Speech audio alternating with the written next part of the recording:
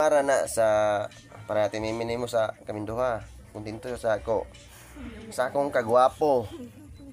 Sa akong kagwapo, inana ra na siya lang. Sa imong sarili, kuntinto pug ka.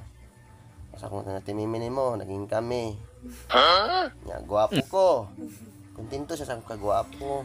So may connect ana iya lahi man ang Dili. kuntinto atong gitapikan. Connection gyapon na siya sa kuan, bahin. Sa mga samo lang about sa among relasyon. Sa imo sa mong physical man na. Pero kung inanay kagwapa, ay wala no eh.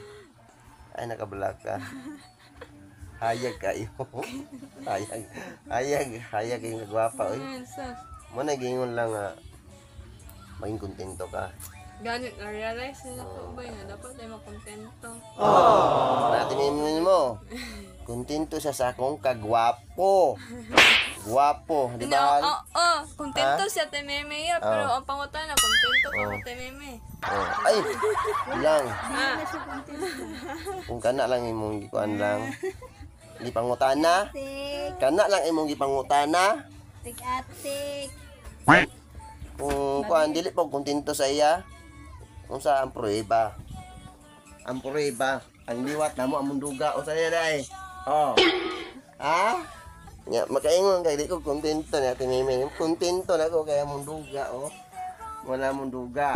Oh. Ha?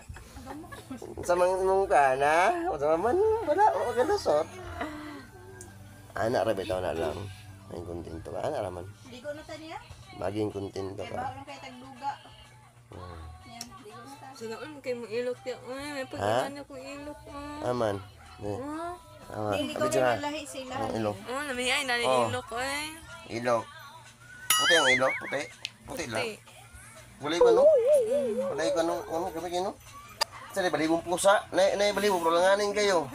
Oh, ako na ginaw. Ay, ano. Dati alangin na.